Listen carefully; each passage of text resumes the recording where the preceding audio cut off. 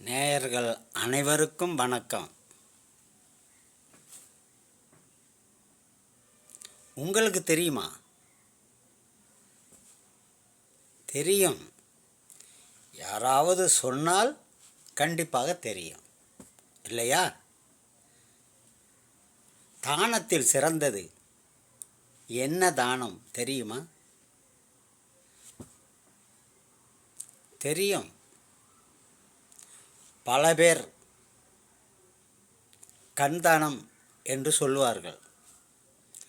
இன்னும் சில பேர் இரத்த தானம் என்று சொல்லுவார்கள். அதைவிட லட்சக்கணக்கான பேர் சொல்லுவது அன்னதானம். ஏழை எளியோர்களுடைய பசியை போக்கும் அன்னதானம். அதனால் அதுவும் சிறந்த தானம்தான். இன்னும் சில தானங்கள் இருக்கிறது. உடல் தானம். மருத்துவ பரிசோதனைக்காக தன் உடலை தானமாக கொடுப்பதாக மரண வாக்குமூலம் சில பேர் சொல்லியிருப்பார்கள். இன்னும் சில பேர் விபத்தில் மூளைச்சாவு அடைந்தவர்கள், அவர்களுடைய உறவினர்கள் உடல் உறுப்பு தானம் செய்வார்கள். இப்படி இன்னும் சில பேர் கோவிலுக்கு கோதானம். கோதானம் என்றால் பசு. கோ என்றால் பசு. பசுவை தானமாக கொடுப்பார்கள். இப்படி எத்தனையோ தானங்கள் இருந்தாலும் எல்லாம் சிறந்த தானங்கள் தான்.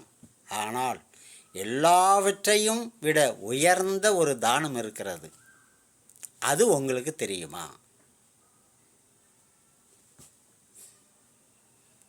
சொல்கிறேன்.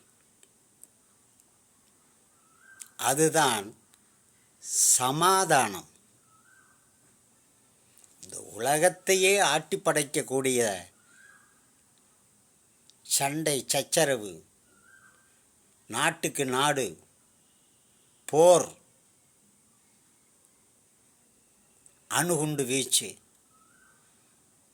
ராக்கெட் வீச்சு, குண்டு போட்டு பல ஆயிரக்கணக்கான மக்களின் அசாதாரணமாக கொன்று குவித்து வருகிறார்கள். இதையெல்லாம் தடுப்பதற்கு சமாதானம் ஒன்றுதான் வழி. இப்போ ஒரு வீட்டில் கணவன் மனைவிக்குள் சண்டை, அண்ணன் தம்பிக்குள் சண்டை, அப்பா இன்னும் உறவினர்களுக்குள்ள சொத்து தகராறு அல்லது வேறோ ஏதோ சின்ன சின்ன பிரச்சனைகள் எல்லாம் சண்டை வரத்தான் செய்யும். அது சாதாரண சண்டை. வாய் முற்றி வார்த்தைகள் அதிகமாக பேசி என்ன பேசுகிறோம், யார் என்ன என்று தெரியாமலேயே கோபத்தில் பேசி பெரிய பிரச்சனையை ஆக்கி அடி, வெட்டு, குத்து, கொலை வரையிலும் போய் சேரும். இதையெல்லாம் தடுப்பதற்கு சமாதானம் ஒன்றுதான் வழி. ஒருவருக்கொருவர் சமாதானமாக ஒரு 5 நிமிடம் பேசினாலே அதற்கு வேலையே இல்லை. தெருச்சண்டை, மொழி சண்டை, சாதி சண்டை, மத சண்டை, இப்படி எத்தனையோ சண்டைகள் சச்சரவுகள் இந்த உலகில் வந்து கொண்டு தான் இருக்கிறது, நடந்து கொண்டு தான் இருக்கிறது. இதற்கெல்லாம் ஒரே வழி சமாதானம். ஆனால் சமாதானத்தை யாரும் ஏற்பதில்லை. அதுதான் பெரிய கொடுமை.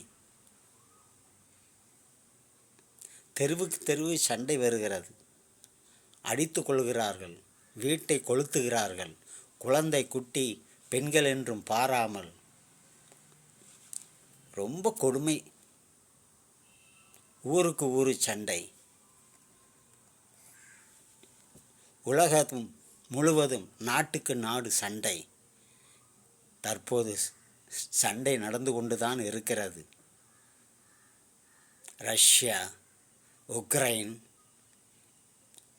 இப்படி இன்னும் எத்தனையோ நாடுகளுக்குள் சண்டை மூண்டு கொண்டுதான் இருக்கிறது. அவர்கள் சமாதான பேச்சு என்ற பெயரில் பேசிக்கொண்டு சமாதானம் ஆகாமல் தொடர்ந்து குண்டு வீச்சு பொதுமக்களை கொன்று குவிக்கிறார்கள். அப்பாவி மக்களை.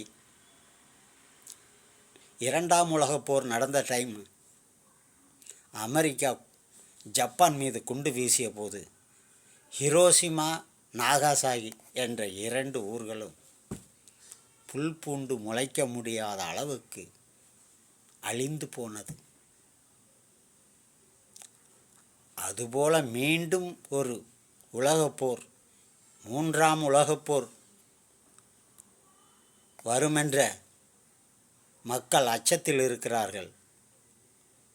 உலகத் தலைவர்கள் அந்த சமாதானத்தை சீக்கிரமாக பேசி முடித்து ஒரு முடிவுக்கு வர வேண்டும். தானத்தில் சிறந்தது உலக சமாதானம். சமாதானமே சிறந்தது. ஒவ்வொரு மனிதன் மனதிலும் சமாதானம் தேவை தேவை தேவை. சண்டை சச்சரவு இருக்கக்கூடாது. இந்த உலகம் சுபிட்சமாக வாழ வேண்டுமென்றால் சமாதானத்தை கடைபிடியுங்கள். இந்த பதிவு உங்களுக்கு பிடித்திருந்தால் லைக் செய்யவும், ஷேர் பண்ணவும், சப்ஸ்கிரைப் பண்ணவும். நன்றி, வணக்கம்.